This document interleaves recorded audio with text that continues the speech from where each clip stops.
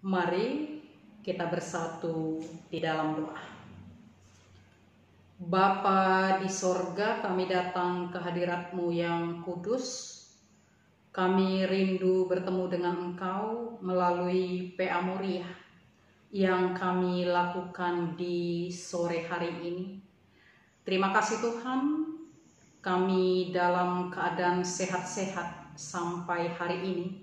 Terpuji Engkau, maha besar Engkau, dan berkuasalah atas kami anak-anak-Mu, sehingga dalam kami mendengarkan kebenaran firman-Mu di PA Moria ini, boleh kami mengerti dan boleh kami semakin hari semakin dewasa di dalam beriman kepadamu, dan buah iman itu boleh kami lakukan di dalam hidup kami. Terima kasih Tuhan, berfirmanlah pada saat ini, karena kami telah siap mendengarkannya. Kami berdoa di dalam nama anak-Mu Yesus Kristus, Tuhan dan Juru Selamat kami yang hidup.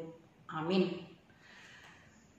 Saudara-saudari Moria Grinana, si Iklengi Kristus Yesus, yang menjadi bahan PA Moria kita pada hari ini diambil dari Yeremia 27 ayat 9 sampai dengan ayat 10.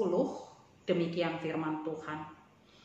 Mengenai kamu, janganlah kamu mendengarkan nabi-nabimu, juru-juru tenungmu, juru-juru mimpimu, tukang-tukang ramalmu dan tukang-tukang sihirmu, yang berkata kepadamu, janganlah kamu mau takluk kepada Raja Babel, sebab mereka bernubuat palsu kepadamu dengan maksud menjauhkan kamu dari atas tanahmu, sehingga kamu kucerai-beraikan dan menjadi binasa. Sedemikian pembacaan firman Tuhan. Menjua-jua, selamat sore, salam rindu buat kita semua, teristimewa kita seluruhnya Moria Keluarga Besar GBKP Pasar Minggu. Untuk tema yang sampai pada kita pada hari ini, metengetlah karena kuasa gelap, waspadalah, hati-hatilah terhadap kuasa gelap.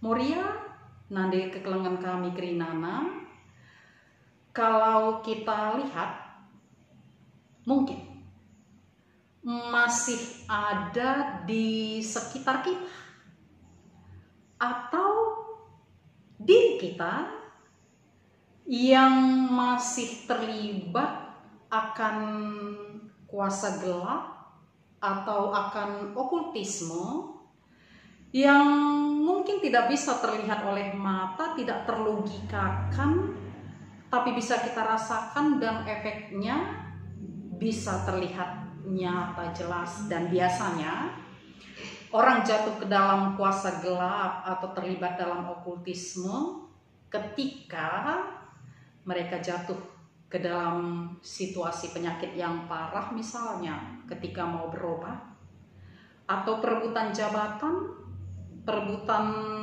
proyek-proyek, usaha-usaha, wibawa, atau yang lain sebagainya. Dan bahkan dari PA Moria kita kepada hari ini, kuasa gelap yang dimaksud bukan hanya dalam pengertian hurufiah, tapi bagaimana kuasa gelap itu ada sampai kepada media sosial, mensos, yang kita lakukan di setiap hari kehidupan kita. Oke, kita lihat dulu konteks bangsa Israel. Bangsa Israel dalam situasi pembuangan di Babel, di bawah keterpurukan, di bawah pemerintahan Raja Nebukadnezar, mereka rindu untuk kembali ke Yerusalem. Dan dalam situasi yang sedemikian, terbeban, hampir putus asa, mereka jatuh ke dalam praktek kuasa-kuasa gelap. Banyak yang terlibat untuk mencari jalan keluar kepada hal-hal yang tidak dikehendaki oleh Tuhan. Jadi dari hal ini yang pertama dulu, hati-hati. Janganlah hendaknya situasi perbeben atau pergumulan yang amat sangat berat membuat kita menjadi jatuh ke dalam praktek-praktek kuasa gelap dan bahkan membuat kita jauh dari iman percaya kita kepada Tuhan. Tapi justru dalam situasi yang sedemikian pun kita tetap berpegang teguh kepada iman percaya kita kepada Tuhan. Untuk itu dengan keras, dengan lantang, alu tangkas, Nabi Yeremia mengatakan, berfirman kepada kita melalui kebenaran firman Tuhan kepada hari ini, agar kita jangan pernah mau mendengarkan mereka. Mereka itu adalah juru tenung, juru mimpi, tukang ramal, dan tukang sihir. Karena nubuat mereka adalah palsu, pengharapan yang mereka berikan adalah pengharapan kosong dan tidak benar. Mungkin orang-orang yang terlibat dalam kuasa gelap, ada juga yang mengatakan ada kesenangan, tapi itu sifatnya adalah sesaat, itu tidak abadi, itu sementara. Dan catatan yang perlu kita ingat, orang yang terlibat dalam kuasa kegelapan tidak ada yang gratis.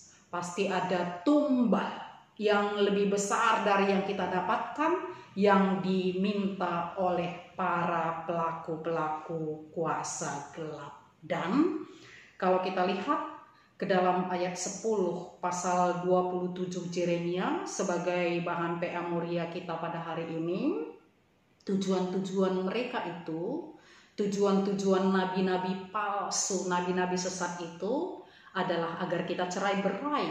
Bukan hanya cerai berai, tapi agar kita mendapatkan kebinasaan. Jadi hati-hati ketika ada kecerai beraian, ketika ada perpecahan, itu artinya ada yang belum benar yang kita lakukan, dan mungkin ada yang masih jatuh atau terlibat dalam kuasa-kuasa kegelapan. Jadi kekelengan kami, nade kami Krina Moria secara aplikasi, apa yang bisa kita pelajari pada hari ini? Catatan pertama, secara hurufiah, kuasa gelap atau okultisme, masihkah kita terlibat di dalamnya? Percaya akan ramalan-ramalan zodiak, percaya akan hal-hal yang tidak seturut dengan kehendak Tuhan, dan ikut dalam hal yang sedemikian. Atau keluarga kita tidak tahu bagaimana latar belakang kita semua antara suami dan istri. Apakah masih ada terlibat dalam hal kuasa gelap anak-anak kita? Anak-anak ini juga sadar atau tidak sadar, ada orang tua yang membawa mereka ke dalam kuasa gelap. Kalau dia masih kecil, ya ada jimat-jimat, ada jerango, ada gunting yang selalu kita kancingkan. Itu juga harus ada pertobatan dan pemutusan akan hal-hal yang tidak dikehendaki oleh Tuhan. Itu secara hurufiah. Dan bagaimana pula secara mensos, media sosial, apakah kita ikut terlibat, apakah kita tahu bahwa kita sudah ikut dalam nubuat-nubuat, harapan-harapan palsu yang ditawarkan oleh dunia ini, oleh media sosial. Misalnya 10 tahun yang akan datang kamu akan seperti apa, atau sekian tahun yang akan datang engkau akan mendapat hadiah apa, engkau akan melahirkan anak apa.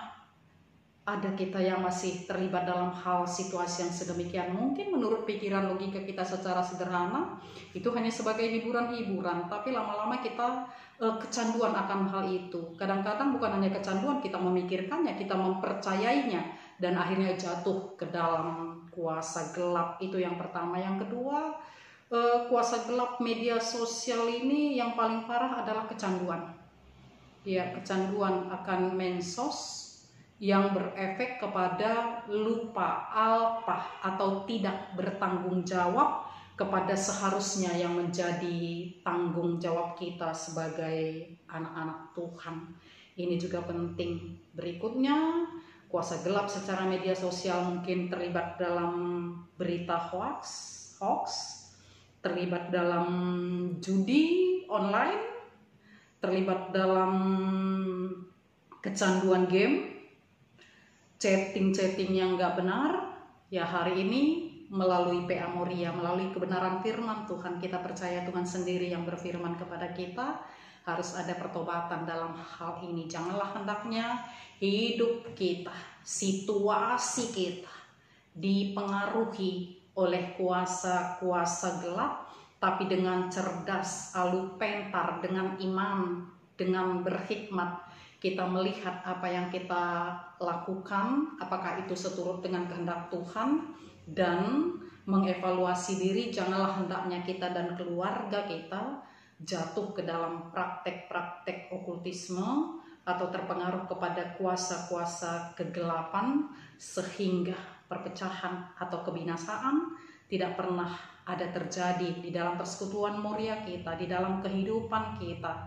Tapi kita yakin percaya Tuhan tetap melindungi dan memberkati kita, termasuk di dalam situasi sekarang ini, ya situasi COVID-19 yang mungkin juga dalam tanda kutip membuat kita hampir putus asa. Segala yang kita lakukan sebelum situasi ini harus berubah total secara drastis. Banyak efek yang kita hadapi, efek ekonomi, efek iman percaya, dan lebih daripada itu ya perasaan-perasaan kita. Ini kan bukan hal yang mudah dilalui. Banyak yang sudah mengalami gejala stres, sensitif, dan segala macam yang berakibat membuat kita semakin sakit dan terpuruk. Hari ini Tuhan ingatkan, dalam situasi yang sedemikian pun jangan mau dipengaruhi oleh iblis, dipengaruhi oleh kuasa gelap, tapi tetap punya iman teguh dan berpengharapan kepada Tuhan kita, karena Dia adalah pengharapan kita satu-satunya yang mewariskan keselamatan kepada kita sebagai anak-anak Tuhan. Terima kasih, puji Tuhan, Dia yang memberkati sehingga firman yang diberikan boleh berbuah dan kita mengerti dan dapat kita lakukan di dalam hidup kita. Amin. Kita bersatu di dalam doa. Terima kasih Tuhan buat firman-Mu yang boleh kami dengarkan pada sore hari ini. Biarlah dengan firman-Mu ini kami boleh dikuatkan untuk tidak terlibat atau menjadi pelaku di dalam kuasa-kuasa gelap, kuasa ketidakbenaran, okultisme yang mungkin masih ada di tengah-tengah dunia ini. Kami berharap dengan penguatan dari firman-Mu ini, dalam situasi yang kami hadapi yang begitu berat pada saat ini, kami tidak jatuh, tapi justru membuat iman percaya kami semakin teguh kepadamu sebagai satu-satunya Tuhan dan Juru Selamat kami. Terima kasih Tuhan, inilah doa dan permohonan kami, pakaikan kami sehingga kami boleh menjadi pelaku firman-Mu, dan di atas ini ampuni kami akan segala kekurangan kami, dan kami berdoa di dalam nama anak-Mu Yesus Kristus, Tuhan dan Juru Selamat kami yang hidup. Amin.